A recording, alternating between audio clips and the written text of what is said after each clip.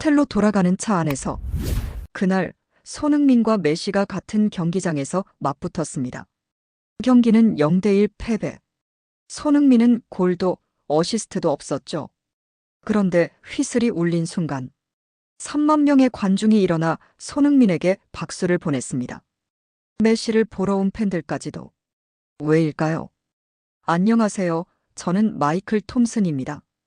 ESPN의 해외 특파원으로 일하며 주로 아시아 축구 선수들의 해외 진출 스토리를 다루고 있어요. 손흥민과 메시.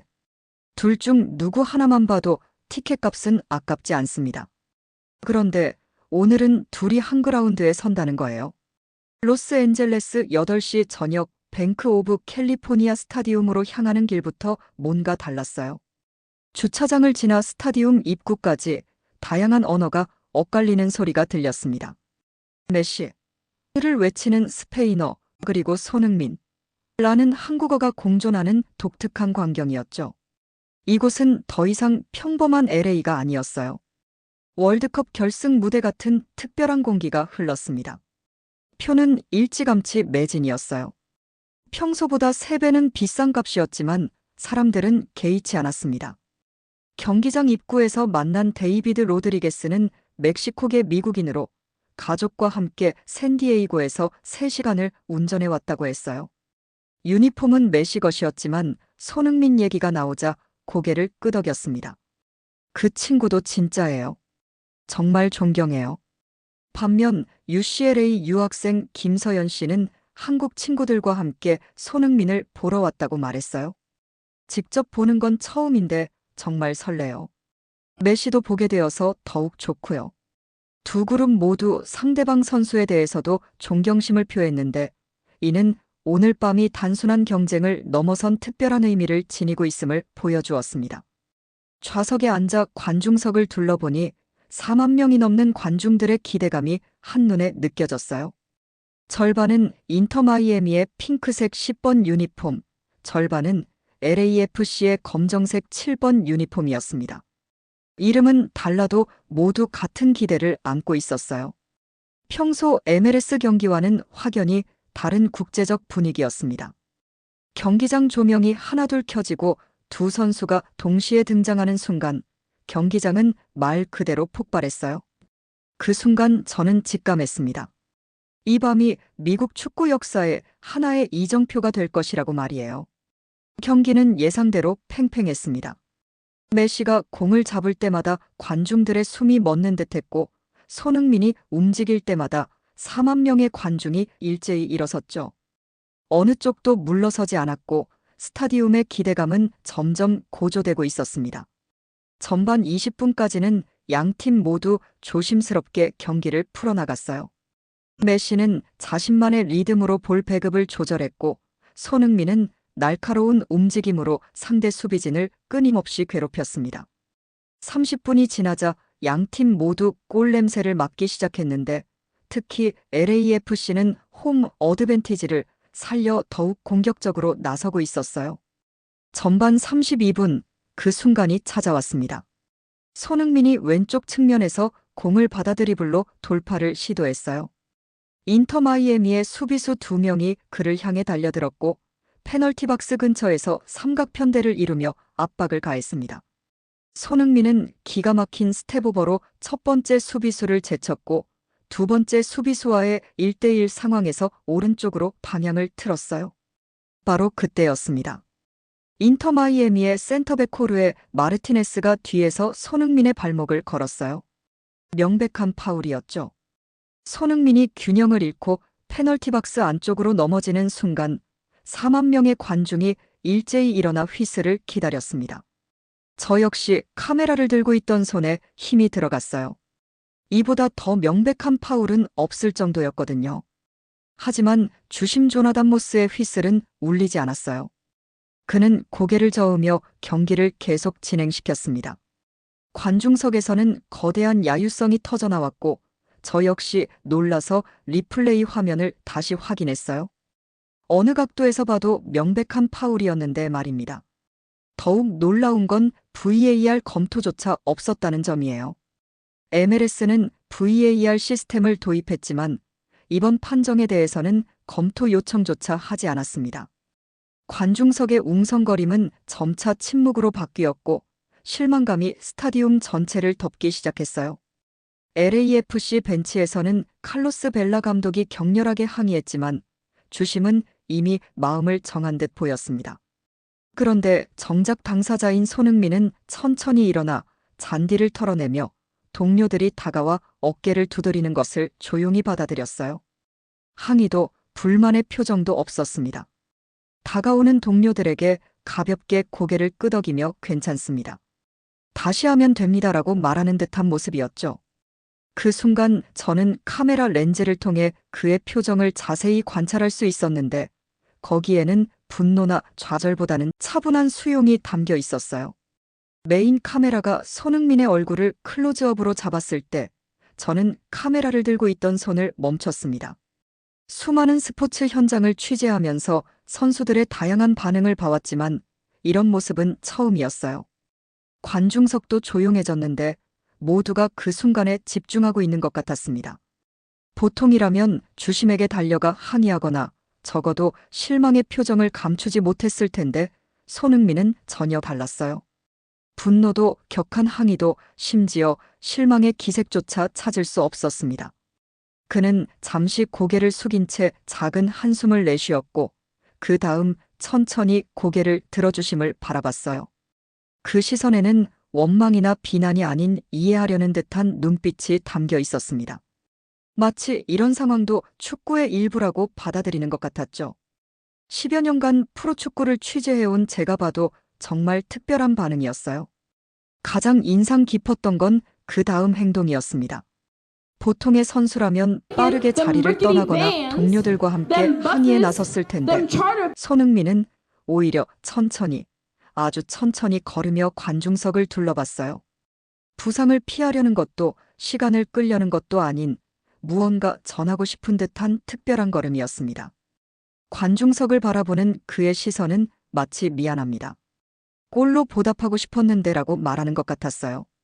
실망한 팬들에게 사과하는 듯한 표정이었죠. 관중석의 한국인 팬들이 그의 이름을 외치자 그는 작게 고개를 끄덕였습니다.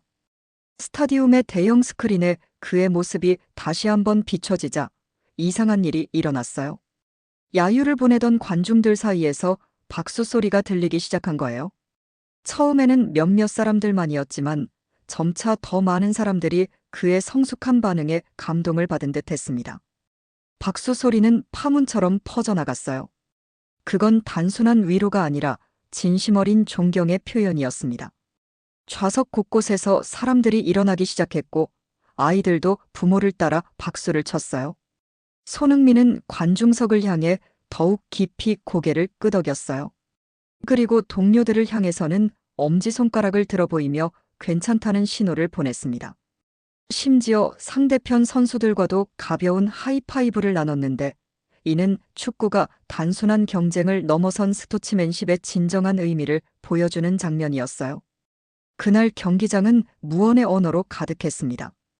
관중들의 박수와 손흥민의 고개 끄덕임이 주고받는 대화였죠.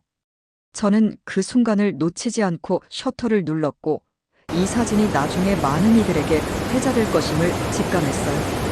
해시태그 하프타임이 되자 저는 다른 기자들과 함께 라커룸 통로 근처로 이동했습니다.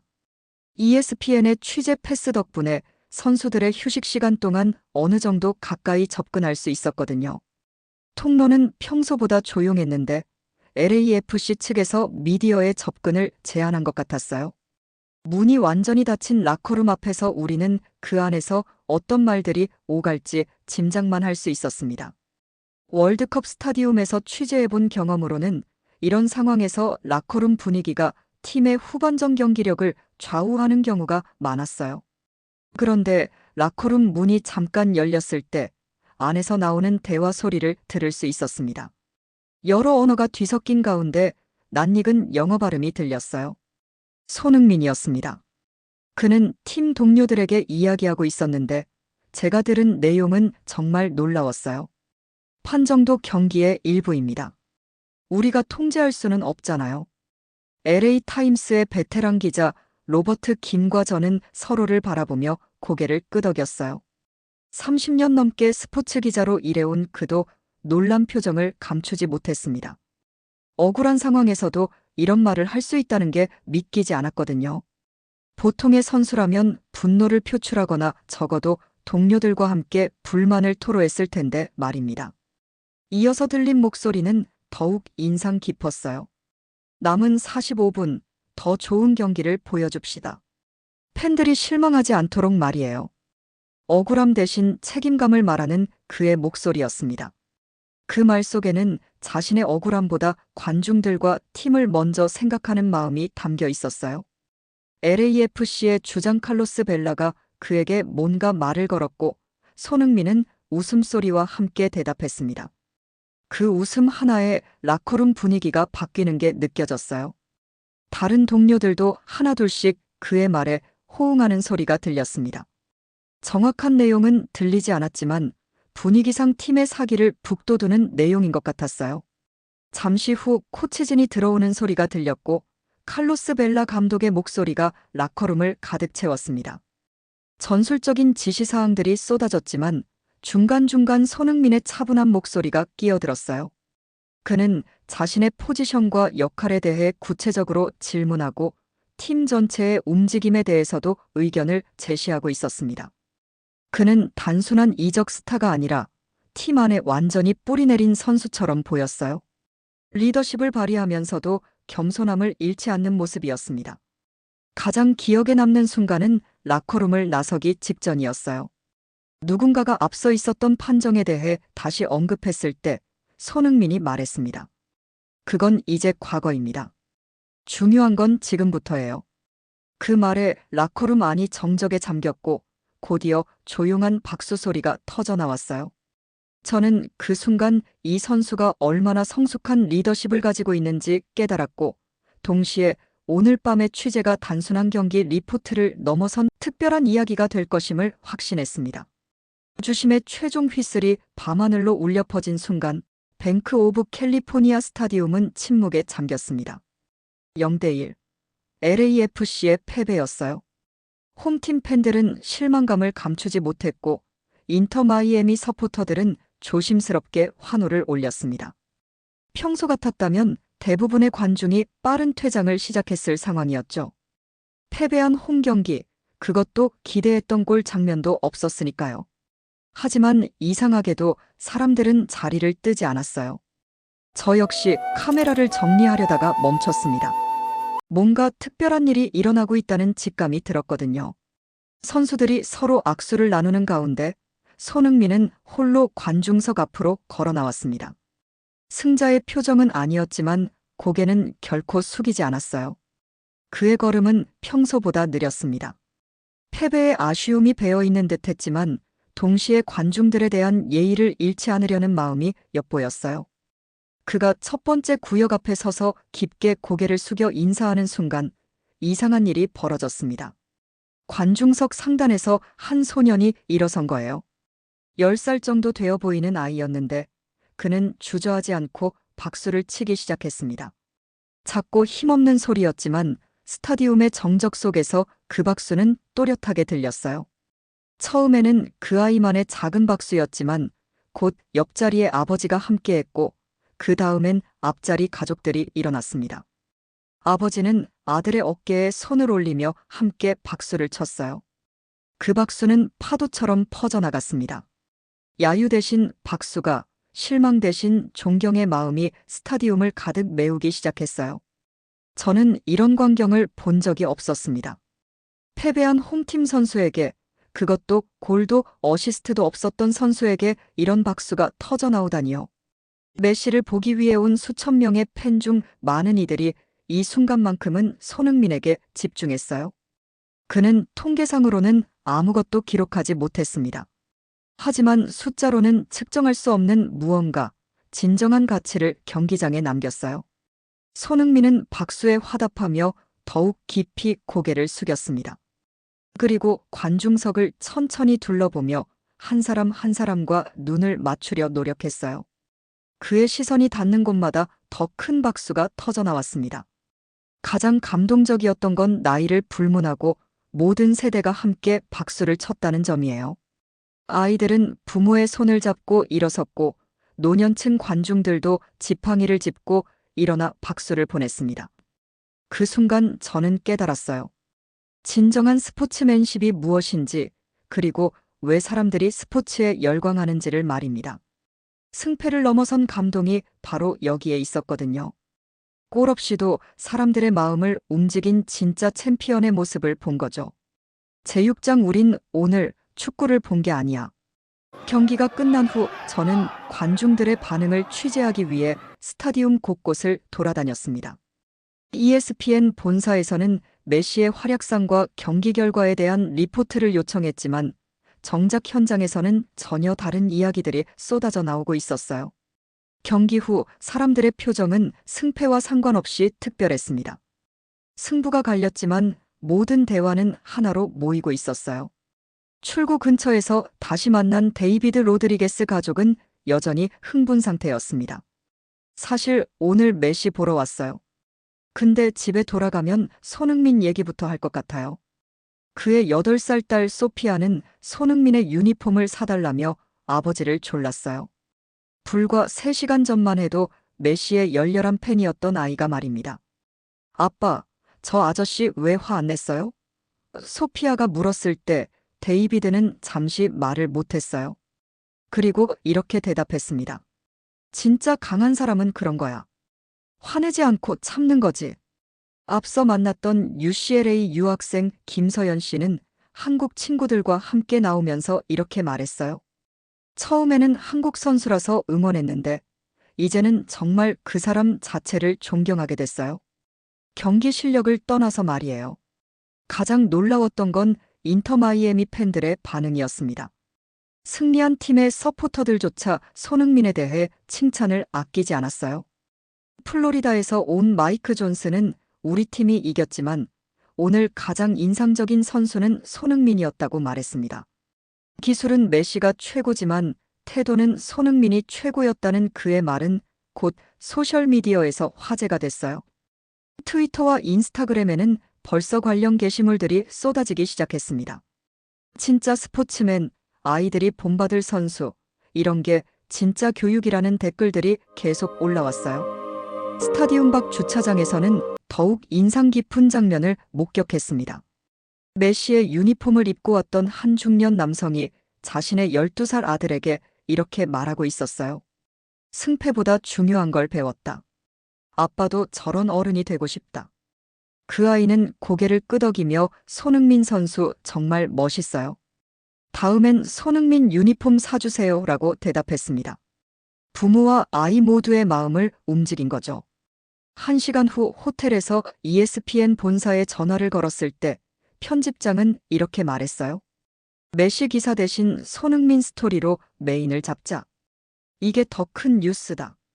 그날 밤 손흥민은 득점 랭킹에 오르지도 MVP에 선정되지도 않았어요. 하지만 그의 이름은 CNN, ESPN, LA타임즈의 헤드라인을 장식했습니다. 골 없이도 박수받은 남자, MLS 역사상 가장 아름다운 패배, 승부를 넘어선 진정한 승리자라는 제목들이 신문과 온라인을 가득 메웠어요. 저는 그 순간 깨달았습니다. 오늘 우리가 본 건 단순한 축구 경기가 아니라 기술보다 큰 태도, 그리고 사람의 품격이었다는 것을 말이에요. 경기가 끝나고 1시간 뒤 호텔방에서 노트북으로 기사를 정리하던 저는 LAFC 공식 인스타그램에 올라온 알림을 받았습니다. 클릭해보니 손흥민이 관중석을 바라보며 고개를 끄덕이는 사진 한 장이 올라와 있었어요. 단순한 흑백 사진이었지만 그 안에 담긴 감정의 깊이는 말로 설명하기 어려울 정도였습니다. 사진과 함께 올라온 캡션은 간단했어요. 진정한 챔피언은 점수 너머에 존재한다라는 한 줄이었습니다. LAFC의 소셜미디어 팀이 평소보다 신중하게 선택한 문구였는데 이것이 엄청난 반향을 불러일으켰어요. 게시된 지 30분 만에 좋아요가 10,000개를 넘어섰고 댓글은 실시간으로 쏟아졌습니다. 이 장면이 오늘 경기의 진짜 하이라이트, 심판은 못 봤지만 우리는 봤다. 아이들이 본받아야 할 진짜 스타라는 댓글들이 영어, 스페인어, 한국어로 뒤섞여 올라왔어요. 더 놀라운 건 인터 마이애미 공식 계정의 반응이었습니다.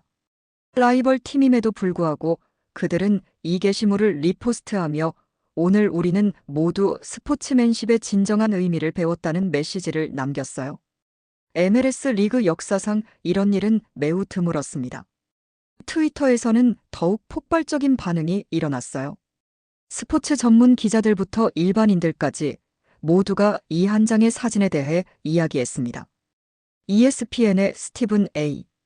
스미스는 이것이 바로 스포츠가 우리에게 주는 진짜 교훈이다라고 트윗했고, 이는 3만 번 넘게 리트윗됐어요. 한국에서도 반응이 뜨거웠습니다. 새벽 시간임에도 불구하고 손흥민이 실시간 검색어 1위에 올랐고 커뮤니티 사이트들은 관련 게시물로 가득했어요. 해외에서 인정받는 한국인의 품격, 이런 게 진짜 한류다. 자랑스러운 대한민국 대표라는 제목들이 베스트 게시물에 올랐습니다. 축구 전문 커뮤니티에서는 MLS에서 보기 드문 품격이라는 글이 수천 개의 추천을 받았고 LA 현지 라디오 방송국들은 다음 날 아침 프로그램에서 그를 박수를 부른 남자라고 소개했어요. 국제적 반응도 놀라웠습니다. 스페인의 마르카는 미국에서 일어난 스포츠맨십의 기적, 영국의 BBC 스포츠는 골 없이도 승리한 선수라는 제목으로 이 사진을 메인에 올렸어요. 심지어 브라질, 아르헨티나의 언론들까지도 진정한 축구 정신이라며 찬사를 보냈습니다. 페이스북에서는 이 사진이 10만 번 넘게 공유됐고 유튜브에는 경기 하이라이트보다 손흥민의 스포츠맨십을 다룬 영상들이 더 많은 조회수를 기록했어요. 특히 아이들에게 보여주고 싶은 축구 선수라는 제목의 영상은 하룻밤 사이에 100만 뷰를 돌파했습니다. 가장 인상 깊었던 건 전 세계 축구 팬들의 반응이었어요. 언어와 국경을 넘어서 하나의 감동으로 연결된 순간이었습니다. 저는 그 밤 소셜미디어를 계속 지켜보며 확신했어요. 이 한 장의 사진이 단순한 스포츠 이미지를 넘어 많은 사람들에게 깊은 감동을 주고 있다는 것을 말이에요. 호텔로 돌아가는 차 안에서 저는 오늘 밤의 취재 내용을 정리하고 있었습니다. 손흥민의 경기 기록은 초라했어요. 골 0개, 어시스트 0개, 유효 슈팅 2개. 숫자만 보면 평범한, 아니 오히려 실망스러운 성과였죠. 하지만 정작 제가 써야 할 기사는 완전히 다른 이야기였습니다. 노트북을 열고 기사를 정리하면서 저는 생각했어요. 그날 밤 손흥민이 받은 건 골도, 승리도, MVP 트로피도 아니었습니다. 하지만 그에게는 그 어떤 상보다 값진 것이 주어졌어요. 바로 4만 명이 넘는 관중들이 보내준 진심 어린 박수였죠. ESPN 본사에 송고한 기사의 제목은 골 없이도 박수받은 남자 손흥민이었어요. 편집장은 처음에는 의아해했지만 제가 보낸 현장 영상들을 본 후 즉시 마음을 바꿨습니다. 이건 경기 그 이상의 이야기야. 메인으로 올리자고 말했거든요. 다음 날 아침 미국 전역의 스포츠 뉴스는 이 이야기로 시작됐어요. MLS 역사상 가장 아름다운 패배, 승부를 넘어선 진정한 승리자라는 헤드라인들이 신문과 온라인을 장식했습니다. 심지어 스포츠 전문 채널이 아닌 일반 뉴스에서도 이 이야기를 다뤘어요. 가장 기억에 남는 건 며칠 후 받은 이메일이었습니다. 경기장에서 처음 박수를 쳤던 그 10살 소년의 아버지가 보낸 메시지였어요. 아이가 계속 손흥민 선수 이야기만 해요. 축구를 배우고 싶다고 하는데 기술보다 마음가짐을 먼저 배우고 싶다고 하네요. 정말 고마운 선수입니다. 이런 메시지들은 계속 들어왔어요. 학부모들, 코치들, 그리고 아이들까지. 모두가 손흥민의 모습에서 진정한 스포츠맨십을 배웠다고 했습니다. 이기는 것보다 중요한 가치가 있다는 걸, 패배 속에서도 품위를 잃지 않는 것의 소중함을 말이에요. 한 달 후 LA 지역의 한 초등학교에서는 손흥민 데이라는 행사를 열었습니다. 아이들에게 스포츠맨십의 중요성을 가르치는 특별 수업이었어요.